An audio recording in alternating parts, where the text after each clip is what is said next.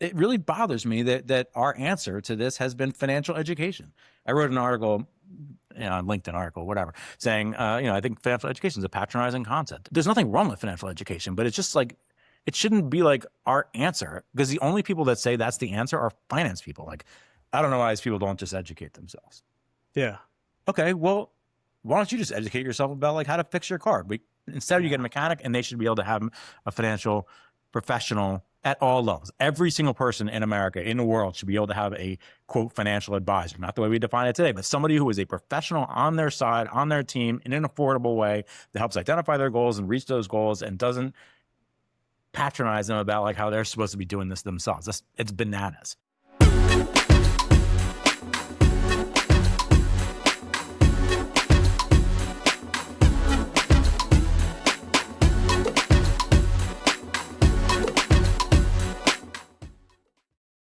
Ian Rosen, CEO of Connective, welcome to the show. Thank you very much for having me.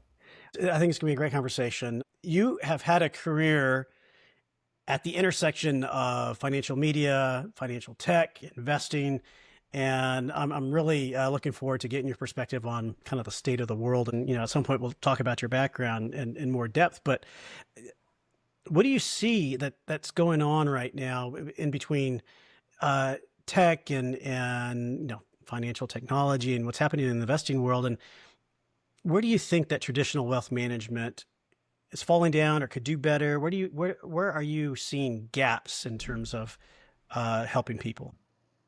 I think that people are having a lot of things thrown at them in terms of tools, in terms of content, in terms of opportunities.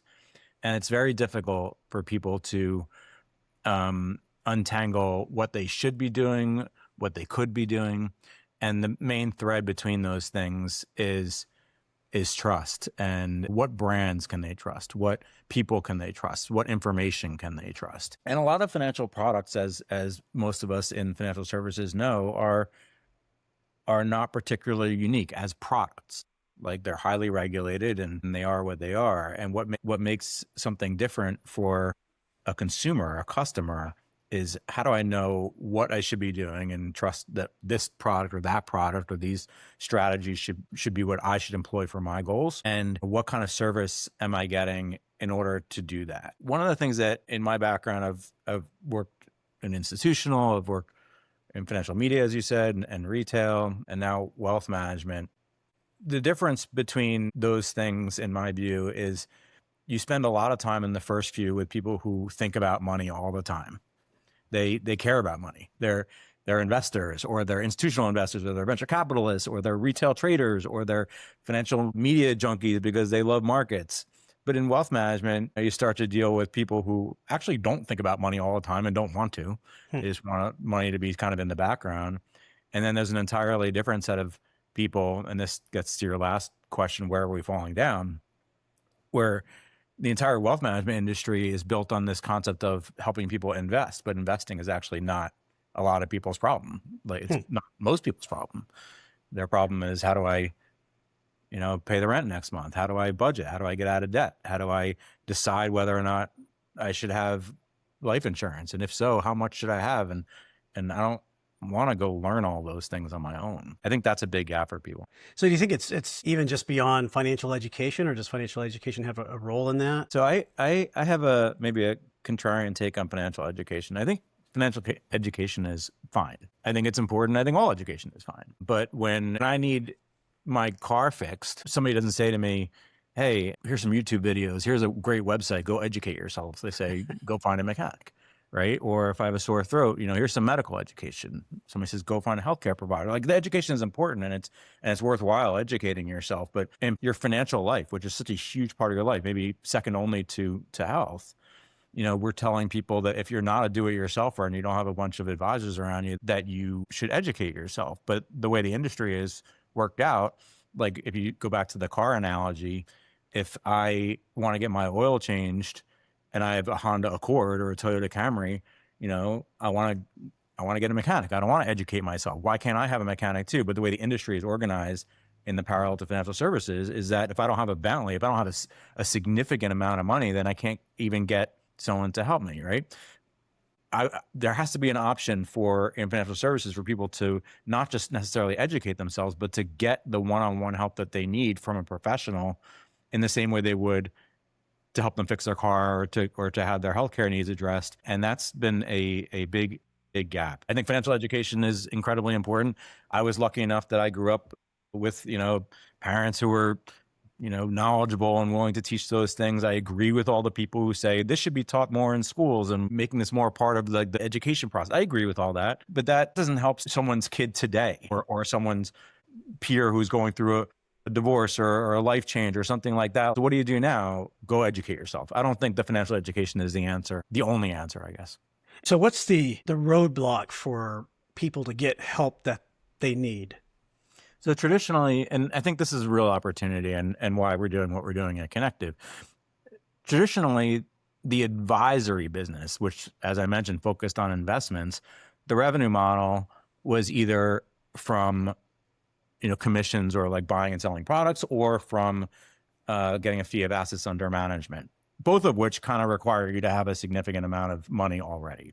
So there wasn't a lot of incentive to address people who, if you walk around America, if you walk into a Walmart, if you walk anywhere other than like the very small slice of people who have investable assets, there's not a lot of incentive to address those folks. And then there is a pretty big incentive to sell that large group of non-advised people tools, right? Because tools are very scalable. Technology helps you do that. But the model of helping somebody in a one-on-one basis, like you would with a personal trainer for like a gym, like for personal fitness, it hasn't really been easy to deploy. There have been many companies that have done that, or tried to do that, but it's been difficult and doesn't attract a lot of investment. What I see now is, because of technology, because of the ability to scale all of the parts of that process that are not a human talking to another human, it allows us to now have a very good model that you can have humans. Like at Connective, we looked at a spectrum where you could be $50,000 in debt, or you could have $50 million in investable assets. And we have a human being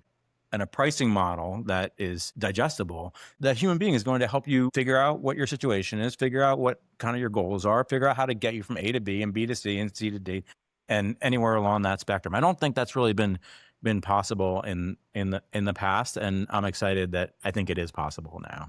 So your business has a pricing model which is maybe more approachable, allows people to get the help that they need, versus say a more traditional way of like going to charge you for your assets under management, for instance. There are a few of these analogies that I like, the auto one, but this is another one is the personal trainer model. Like, so I can go onto YouTube and I can learn how to do every exercise and how to find every plan, and I can completely set up a workout situation for myself. But I prefer to have a personal trainer, because that personal trainer is going to watch my form and they're going to hold me accountable. And I know that I need to show up next week because they're going to ask me, what did I do everything I was supposed to do during the period in between? So the way we look at it is that for a person who is in significant debt, like they don't have assets, there's no assets under management model that's going to work for them. There's no product commission model. We've obviously moved away from that for good reason. That's not going to work for them either. So what does work for them? Well, if I'm trying to figure out a part of my life, like working out or something like that, or health, if I'm trying to figure out a part of my life, then I know that there's a benefit, and that benefit has a value to me. And to us, that's a subscription pricing. I don't want to charge people based on what products we're selling them, or like, how much I can get out of them, or there's a subscription model, and that subscription model is prices that we think are very, very reasonable and doable. And if, as I said in a meeting with a potential client the other day, if we are not significantly outstripping what that subscription costs on a monthly basis in terms of the benefits that we're giving you, we've completely failed. And I'll happily give you your money back, because the reason you're here today is, could you do this on your own? Sure, but you're not, which is fine. I mean, many people do it on their own, but the reason this market is so large is because the do-it-yourselfers is a very small group of people. And if you're not working out on your own, and you're not, learning how to fix your car on your own, then having that professional is going to cost you something. But that cost should be a subscription cost. That's a reasonable cost, and we just only take our benefit and our pleasure, frankly, out of solving your problems, not from anything else. Do you think that people, if they recognize they have to work out and work some things out on their finances or what have you, And you mentioned the idea of trust. Yeah. Do you think that one of the obstacles is just like, all right, maybe they see your company, but maybe they don't know your company, and so they'll just kind of sit on their hands for a while? Yeah, I think it's a big problem. And with technology and especially like, let's say venture backed startups in this space, there's this very large pressure to scale quickly and to have millions of people using something. And all these companies, they could all be completely well intentioned, but they're fairly new and they don't have a track record of helping people. Or if they do, they don't have a track record of doing this. Like one of the reasons why my partner Andrew and I, when we founded Connective, we acquired a firm called Financial Gym. So the Financial Gym was founded in 2015 by a former financial advisor. And since 2015, we have more than 15,000 clients having gone through our financial coaching program. And we have a perfect 5.0 Trustpilot rating in Hmm. terms of client satisfaction. And anyone can go on to Trustpilot and read all the reviews, and it's all out there publicly. And the reason that was important to us is because we knew this is an issue and it's becoming more of an issue. Hmm. How do I know who I can trust? I mean, I can go on YouTube, I can go on TikTok, I can listen to my friend's cousin, I can talk to that rich guy in my office who seems to have everything figured out and see what they do. But the reality is like, is there a professional organization that does this for a living? And the answer is yes. And that's the Financial Gym.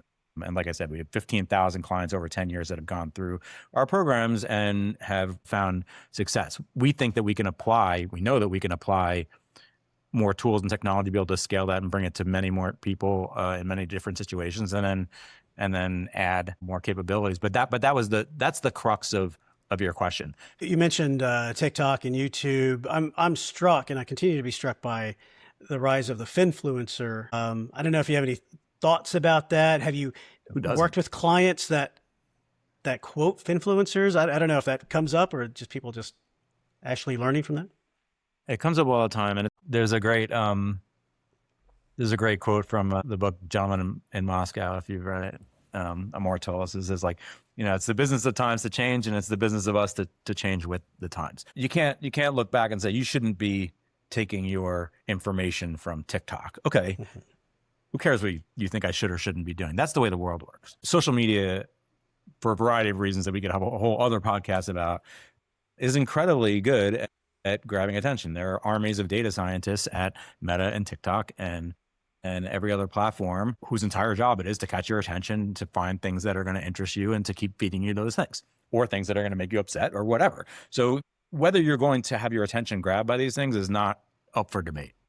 The only question is it a good thing or a bad thing? And the answer, of course, is both, right? I mean, there are good finfluencers. Like if, we have people on from Financial Gym who go on to social platforms and give advice, and it's great advice.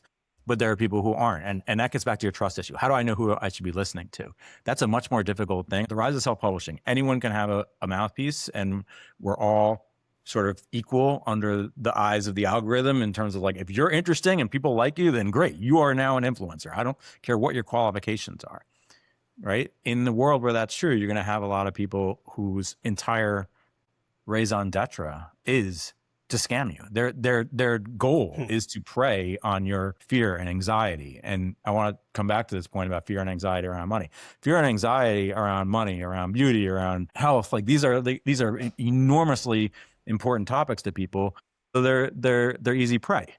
So there are going to be tons of people in the finfluencer category who are going to say, you know what, I can make someone feel afraid about their money, and then I can sell them something to Hmm. alleviate that fear.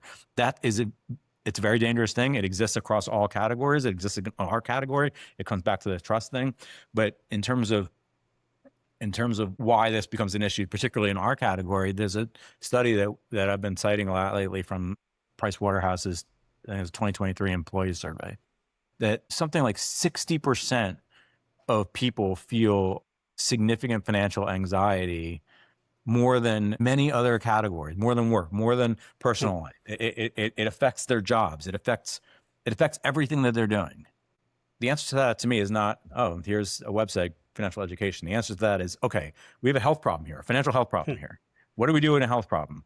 We deploy doctors, we deploy nurses, we deploy people that are able to, I'm going to diagnose, I am going to assess, I am going to treat, and I'm going to follow up on that treatment until that anxiety is relieved, because that anxiety is affecting other aspects of people's lives. And that's why, since starting Connective, I consider this to be, without even being close, the most impactful potential opportunity that I've ever had.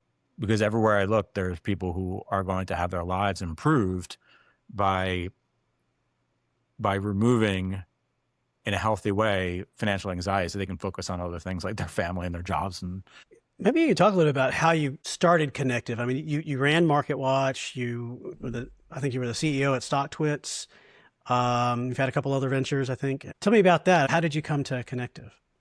yeah, it's been kind of a weird journey, I guess, in a good way. Like, it's an intersection of media and fintech and financial services. So like I was saying, like all those, a lot of those roles involve people that really care about money. Like, they think about money all the time. But when my partner at Connective and I, Andrew, we were both working at Tiffin. So he was one of the first investors in Tiffin. I was one of the first executives at Tiffin. And we both were there for many years. And I guess about a year and change ago, we were talking about, like, what's sort of missing. And he had built a pretty large RIA through M&A. He's an investment advisor. He said, if I was doing this today, I'd do it so much differently. I said, all right, tell me more. What do you mean by that? It's like, well, we could serve a lot more people using technology, and you don't have to have several $100,000 in investable assets in order to be a client. And meanwhile, I'm coming at it from the perspective of, like, sort of people's attention through media or fintech, or what can technology do and what can AI do in terms of, just the opportunity in terms of scaling. And I knew about the firm, The Financial Gym. I remember when it was founded 10 years ago. I sort of watched it all the way through. I always felt like these guys have something. This is exactly sort of the market that somebody should be going after, to helping people that are not trying to invest, just helping people remove anxieties without fear or shame or jargon, and just solve their financial problems so that they can invest if that's what they want to do. So we were looking at that, and I knew that there was an opportunity to potentially acquire that firm. And meanwhile, Andrew's expertise in wealth management was very deep.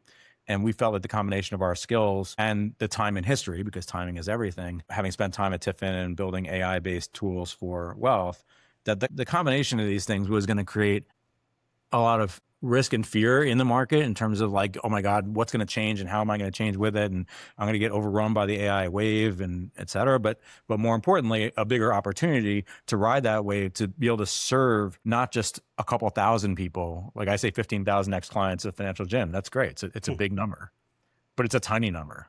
There are hundreds of millions of people out there that could benefit from the kinds of tools that Financial Gym and Connective are building. When Andrew and I were speaking about that, and we saw the opportunity to start this journey by acquiring the gym, and then we subsequently acquired another RIA, and we're building a lot of technology and tools. Like, this is exactly the right moment in history, and we feel that we have the right skills to capitalize and to widen that aperture. So 2 years from now, I'm not saying 15,000 ex clients. I'm saying, we have 1 million ex clients and 500,000 current clients, or whatever that number is, because we think we can do that. How has technology had the biggest impact in your business? How has it helped you scale? Yeah. So, every cliche comes to mind. Technology is a tool, and if the only thing you have is a hammer, then every problem looks like a nail. And 2 years ago, it was blockchain, and now it's AI, and all those things are true. I was in college, like, when the internet was becoming like a thing. Like, I graduated in 96. Like, I built my first web page. Email kind of became a thing when I was in college. That was a paradigm shifting technology change that was very difficult to see how it was going to impact things. And AI is the same. It's both underhyped and overhyped. It's both. It's clearly overhyped, but it's also, in my opinion, such a transformational opportunity in terms of your ability to scale. Because everything that I do, the analysis that I do, that's not pure creativity, and maybe we'll get to pure creativity too, but right for the moment, everything that's not pure creativity, if I can, like, sort of systematically think about how I would attack a problem, that is something that can be done and scaled by AI. So what that means is that AI can anticipate and scale anticipation. It can scale personalization. So what does this mean? In wealth management, if I think about my 100 clients, the traditional 100 clients, I'm thinking about their needs. I'm thinking about, oh, well, John usually, gets freaked out when, the tech market crashes. I should give him a call. And Sally normally has distributions on Thursday. And Ed, should be thinking about what's happening because his parents just, retired and they need to go into, some kind of assisted care facility or something like that. That's the kind of anticipation, right? And I could do that because I have 100 clients. Now, what if I had 10,000 clients? How could I possibly do that? And the answer is I can. Because all that thinking, I can look across using AI, all of the meetings that were had with all these clients over the last few months and say, proactively notify, let me know what I need to know. Who's going to be nervous? Who's going to need a distribution? Who's going to need, attention? Who can I proactively help with a tax situation? All of that analysis can now be scaled. And if that can be scaled, then I can retain the human element. Because then as an advisor, I can be notified and I can say, all right, you know what? I know who I need to talk to, and I can reduce the amount of noise I need to get to that answer, and then I can spend time with that human being when they want to. And on the other side, for a client, like not, I have a financial advisor. I think he's fantastic. But if there's certain things, I have to call him like, hey, David, how much NVIDIA do I own? Like I have 5 different accounts and those accounts have a bunch of ETFs in them and it's in some of those. But like, so the answer might be, well, you own, X thousand directly and X thousand through all these other. I mean, it's something that somebody has to figure out, right?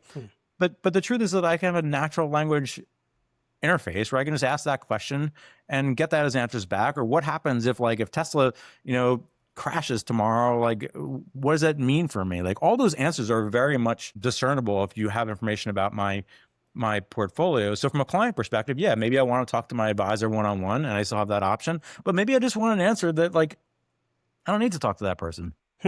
Both of those cases allow an advisor to go from 100 people to 10,000 people without sacrificing the connection. You know what I want to talk about? I want to talk about how are your kids doing and are they enjoying the college that we planned for them 5 years ago? Yeah. The college savings plan. I can actually see it helping raising the trust level. Because if you're reaching out at certain times when things are going on in the market, you're visible. If they can get the information that they need, that's great. I can get ahead of it. I remember my father was 40 years was an attorney, like relatively local, successful attorney. And I remember he had this sort of system, where he would write down little things about his clients on their card with their Rolodex. And it just helped him keep straight. What are the things that I need to do to serve this client better? We're all doing the same thing. The reason you want a human connection hasn't changed. So, there's some view out there that all of a sudden wealth management is going to be done by Google because it can. I got news for everyone. Wealth management has been done by software for the last 10 years. Your advisor is not looking up a whole bunch of stocks and calculating PE ratios and stuff. There's an enormous amount of software that's guiding the plans and the portfolios and that's fine. Because what I'm paying my advisor for is to be accountable to me and to know me personally and to understand what my hopes and dreams and fears are. That is going to retain. I don't care how much soft. Maybe someday, you know what? I don't need to feel a washing machine to know to buy it. My parents, I'm sure, did. So maybe this will change, but it's not going to change for a little while. It's not going to change for, I would say, a generation or so. I think my kids who are highly digitally native, when it comes to something like your money or your health, you're going to want a human being to be accountable. Listen, Dr. Ian, I want to make sure that, I'm good. Am I good? I want you to look me in the eye and tell me I'm good. You're good. You're going to be healthy. You're going to go to college. Your kid's going to go to college. So if that's true, then our only goal, and this is where I think Connective is bucking the trend a little bit, we are not looking to move away from human scaling. We think human scaling is the key. And that's why, we launched Connective with our own capital. We don't have any outside investors, which is very stressful for our spouses and us. Yeah. However, it removes that idea that I need to scale in some incredibly fast way. We are going to carefully take the human element and scale that using technology for sure. But we very, very, very much believe that the future remains human in this relationship aspect. But if you don't want to get crushed by the AI wave, you want to ride that wave, then you're going to have to add a whole lot more technology to be able to scale that. And that's a nuance. That's a nuance that we think we're uniquely positioned to capitalize on. I love that. And I hadn't really thought about it that way, but it's like this technology layer, if you will, actually helps with better human connections. I think you said it much more eloquently and shorter than I did. I think, yeah, our entire goal is to make the human connections more impactful and to allow you to have more of them. So maybe it's already out there where you could ask AI, give it all your info. Like, these are my accounts. This is my situation. Give me a financial plan. Are we at that point yet? Would you be okay if we got to that point where, and then you just had an advisor that was that human point person? I think we're at that. I think we're at that point now. I think you can go on to any of the LLMs and say, "Here's my situation. Give me a portfolio," and it will do probably a good job doing that. Yeah. I'm not a wealth manager, but I think it can. If it can't today, then it can like probably next Tuesday. It's but again, like I don't think that's the issue. I think that's been true for a long time. Maybe Yeah. there was an access issue. Maybe like, oh, the only people that had access to that software were advisors, and now it's humans that have access. But again, like, people's ability to sort of research their own stocks. Like when I was a kid, like, you research stocks, you're doing it all by hand. Then all of a sudden now you have these software tools that allow you to do your own fundamental analysis. Like, okay, fine. But like none of that has changed that if I have a huge part of my life, I don't want to be the only one. Like, can I go on to ChatGPT and get a portfolio? Fine. But do I want a human being to like, I can go on ChatGPT and probably diagnose a whole lot of illnesses too. But I still want somebody to like sort of hold me accountable, check my work, check my form, whatever analogy you want to use, whether it's the doctor, the personal trainer, or whatever. Yeah, absolutely. It goes to that trust factor too. It's like, do I trust chat? Right. I don't do this for a living. Like and our clients, like, there's a difference between being able to do something yourself and trusting software versus trusting a human being. That I'm not saying we'll never get away from that, because I think the world moves on and we will. But I think that we have longer to go than people realize. There's a great line from Downton Abbey, I remember, where the grandma says to the daughter, like, she says, "Things are changing, Mom," and she says, "Yeah, they are, but not as much as you think, and not fast enough for you." Like we are by definition, because of the jobs that we're in, like we exist on the bleeding edge. Like we think about the bleeding edge. We think about the logical conclusion of this and that and the other thing. But the reality is, if you walk around like your local mall, like, so I volunteer, I'm an EMT locally, and the money issues, the financial issues, like with people who are not in the financial world, they just don't think about any of this stuff like obsessively. Like almost everyone else in my professional life does. Yeah. So I think you're kind of almost saying like the more things change, more things stay the same kind of thing. Humans may become irrelevant someday because of AI, but until that happens, we're not going to fundamentally change. You can't change biology that fast. Like we're going to need what we need. I want to talk about your EMT experience. I was going to ask you about that later, but since you brought it up, are you riding around in ambulances and doing that kind of thing? Or yeah, I am. I guess about a year and change ago, when I was at Tiffin, I had some downtime, and Vinay Nair, who runs Tiffin, said to me, he's like, "Well, take some time, dude. Go teach or do a hobby or something you want to do. Like, you have a few minutes." And I always wanted to be a first responder. I wanted to learn skills that didn't have to do with talking and typing and finance. I wanted to be a bigger part of my community. And of course, I got underestimated, like, how much time and training and effort it takes to do that. But I committed to doing it. And I guess about a year and change ago, I started volunteering. And then about 4 months after that, my squad chose me. I was able to go to EMT school, and they cover that cost in exchange for a certain amount of hours that you owe them after. So I went to EMT school for 4 months. It's nights and weekends, but it's a lot of nights and weekends. And then after that, I passed my NREMT, I think in August, and the state test. And then I was riding for a few more months. And then I got promoted to what's called EMT second, so I can I can treat patients without oversight. And now I ride, I guess about a shift or so a week, probably about 30 to 40 hours a month. And that's inspiring. Do you enjoy it? I really do.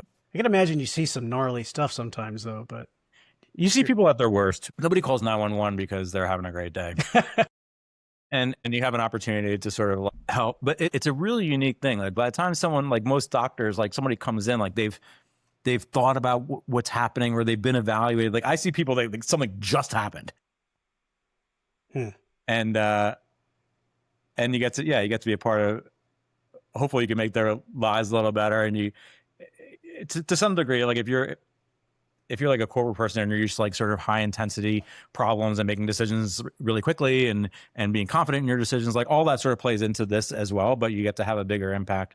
And like I said, like it was for me, I wanted to be a bigger part of my own community, and to kind of just, I've been worked in New York City. I lived out in the suburbs. I wanted to just be more involved. But yeah, I really do like it. Like from a skill set point of view, it's when I was back at Anderson Consulting, when I first started my career, a partner said to me that, Rosen, what do you do for a living? I said, oh, I help make financial services companies more successful, or whatever I made up. And he said, no, you don't. He's like, you talk and you type. That's all you're ever going to do. and he was right. So for the last 30 years, all I've done is talk and type. And being an EMT allows me to do some other things. So, Well, going from an EMT, or maybe the other way around, take it all together. Is there a common thread there? I mean, if I look at running Market Watch, Stock Twits, and where people can go and as a community, and your service now, is there a common thread there? Like, it seems like you want to help people. yeah, I don't know if I would. That sounds good, and I appreciate it. I think that's like maybe correlative, not necessarily causative, but I think there's something very rewarding about having like a small impact on the world, right? Like I think about like Even Financial, which is the company I co-founded. We had some small little impact on the way embedded finance changed. With EMS, there are people. Obviously, it's a much more direct impact on people's lives. I think with Connective, I got an email from a client that I referred to Financial Gym. This is right when we first started, and this woman had, she had an MBA. She has a financial advisor. She wasn't like a typical like, oh, I don't know what to do with my finances, but she was going through a divorce, and her husband her ex-husband now had been responsible for money and stuff. She sent me an email saying something like, I've never felt so supported. This is exactly what I needed. That's incredible. It made me feel incredibly good. And like, yeah, like there was actually a difference was actually made in this person's life. And she's got 2 kids. So guess what? If she's less anxious, her kids will be less anxious. Like there's a ripple effect to all of this. And I always felt that with Market Watch and all. Yeah. So maybe I would say it's a little bit selfish, but I do feel like making an impact in a tiny little way on the world around us, including my own kids, and being a role model for them is something that I have felt fulfilled by. When we talked in our prep session, you talked about what motivated you. You said anger motivates you. Yeah. Can you talk about that? Yeah. It's true. The things that have like really been big projects where I can sink my teeth into them and I feel really driven to complete the projects and to do a good job with them. Yeah, they do. They come from like some sort of, maybe anger is not quite the right word, but it's like, there's like some sort of injustice here. Like it really bothers me. It really deeply bothers me about how the, financial services community will kind of like look down its like collective nose at people who are not finance geeks and say, well, they should know how to do this. Okay, but they don't. Like they might, somebody else might say, you should know how to change your oil or rotate your tires or whatever. But they don't. They don't need to feel bad about that. Like this is not their thing. Like they could be incredible physicists, or they could be incredible auto mechanics, or they could be incredible painters, or anything other than finance geeks like us. And just saying, oh, well, go educate yourself is, and by the way, if you fail at educating yourself, now you're going to lose enormous opportunities down the line. Like I tell our team, like if you can change a couple of basis points for someone like now at this point in their life and help them invest, forget about their investments, just invest it all in their future, or set these things up. Then 10 years down the road, their kids are going to have less college debt, which means that they can choose jobs that they may not have otherwise been able to choose. And I think it really bothers me that our answer to this has been financial education.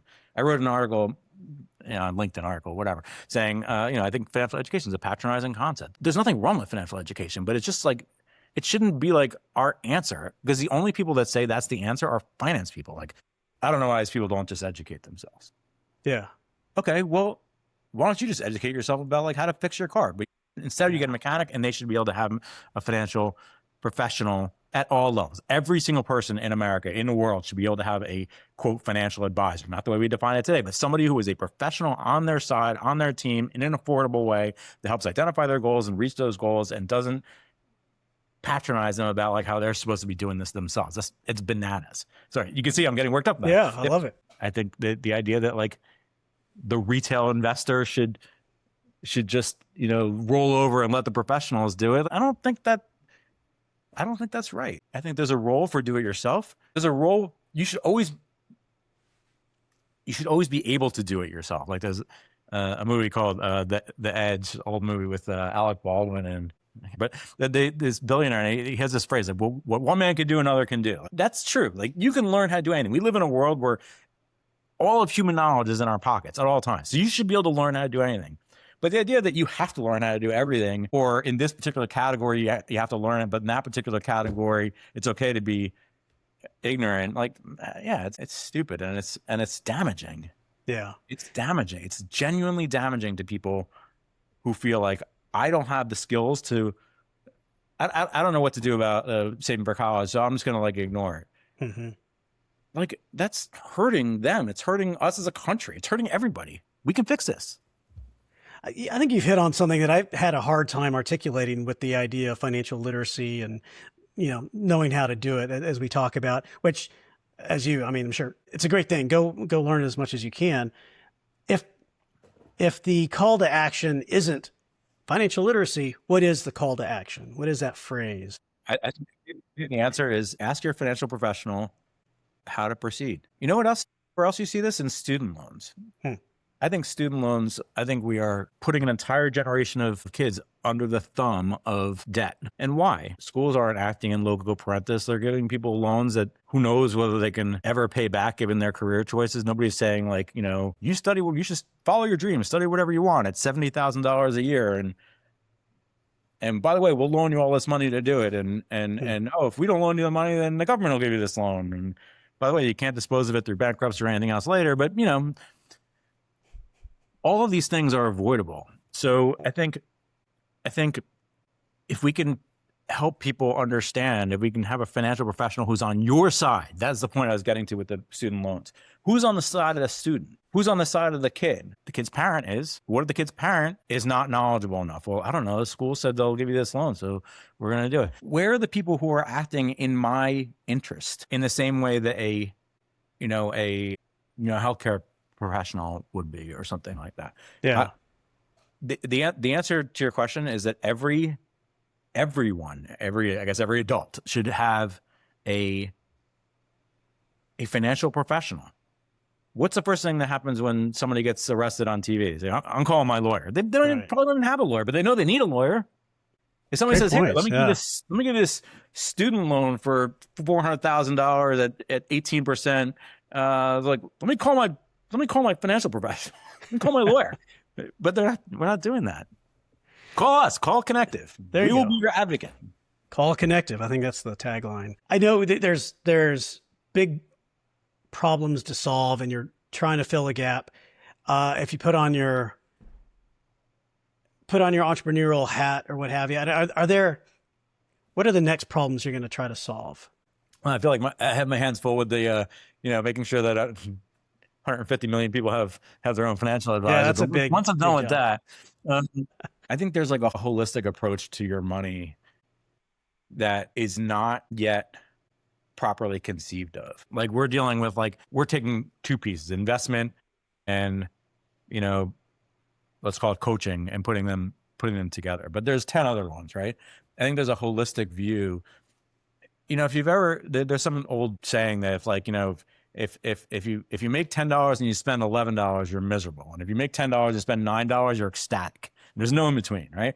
And I think that if you've ever felt like in a position where all of your financial anxieties have been removed, you had the luxury of feeling that for even an hour or a day or a minute, you realize how much that they are constantly weighing on almost everybody in some fashion. Like it's the current, no pun intended, it's the currency of everything else. Like every other thing that you do requires some sort of flow through around money, including healthcare. So like if you could have a mindfulness exercise around, I recognize that this is an anxiety that exists in me, and I'm going to like see it for what it is. And I'm going to put it into its own bucket, and I'm going to make a plan to like sort of sort through it. And you're talking about like some unbelievable happiness dividend that they're paying to like, a zillion people. So do you see kind of like a wellness service, financial wellness service as part of this, or maybe that's already kind of incorporated, more behavioral finance coaching? I hadn't thought of it that way, but it's exactly that way. And I have a meeting later today with a company that we're going to talk about like whether we can give coaching to all their employees, right? But it's like a wellness benefit. You want it. Half the time people are going to do like yoga or mindfulness, they're doing it to get their mind off money problems. I asked you, but you can take this a different way. But what's one long-term trend you see playing out over the next few years, or one long-term trend you think most people are underestimating in personal finance? This is a weird one, but I think it's true. I think people are underestimating their potential future lack of agency. I think we take for granted a lot of decisions that we make about things. And here we're talking about like, oh, these decisions are stressful and how can we change them? That's what we've been talking about. But there are a lot of decisions that you make all the time that I think more and more decisions are being taken out of our hands because revenue models change and because regulations change and because culture changes. And I personally worry about a reduction in personal agency and where you're allowed to, like, how many choices do you now have about like where you spend your money or where you spend your time or where you invest? It's a bigger conversation as to why that's true, but I do think that's a big myth. Where do you see that coming from? Because of what? One day take your phone and leave it on your dresser, and take your credit cards and leave them on your dresser, and just go out and live your life with a wallet full of cash. It's difficult to have more and more services unless those services are attached to part of the banking system. And if you're not attached to the banking system, you're SOL in a lot of ways, which is why we have to get everyone into the banking system. But maybe we actually just need to like have not everything controlled centrally. But I just think that your ability to decide what you do and what you don't do is being constantly limited in the name of ease and safety. That's a great point. Sometimes fine, but sometimes not. Pretty soon, like my grandkids, I doubt will drive their own cars. And if they don't drive their own cars, who controls the cars? Somebody else. I feel bad for them. I love driving. I love driving. My life outside of fintech is very manual. Like I have a stick shift car. Yeah, I'm with you. Yeah, stick shift. My parents told me a long time ago, you got to learn to drive that stick shift if you ever want to drive that Ferrari or whatever, And now I go someplace with valet parking. I'm like, hey, listen, you drive stick? Yeah. And you have to watch their eyes, right? Because they're like, yeah. And they're like, no, you don't. I'm like, yeah, my first car is a stick. I'm like, okay, you're good. That's great. Let's do a little bit of trend or fad before we wrap up. Let's see if we can make this fun. But I'm going to go, I just wrote one down based on kind of what you said about the banking system. It's an easy one, I think. Well, there's no wrong answer. I assure you there is a wrong answer. You may not know. The first one was Bitcoin, trend or fad? Trend. Yeah. TikTok as a financial education platform, trend or fad?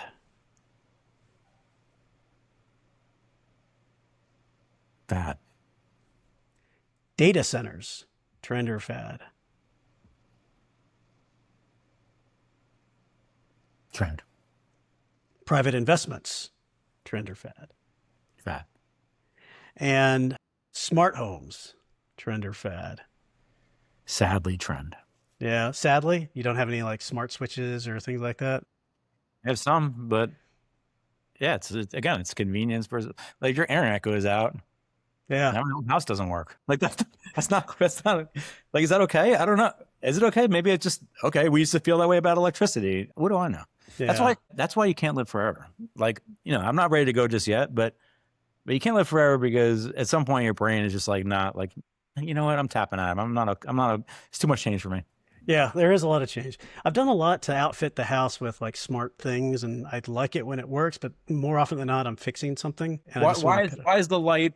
Why is my porch light out? Well, it could be because I had to change the bulb, but more likely it got disconnected from my Wi-Fi, of. Yeah. and now I got to like figure out how to like reconfigure the light bulbs. Yeah. So, I mean, I think that's a good call to like, disconnect every once in a while, leave your phone at home. I left my phone on top of my car once, and I started commuting to the city, and I was shocked. I couldn't do anything. I couldn't call my wife to pick me up. I couldn't call an Uber. I couldn't do anything. Hmm.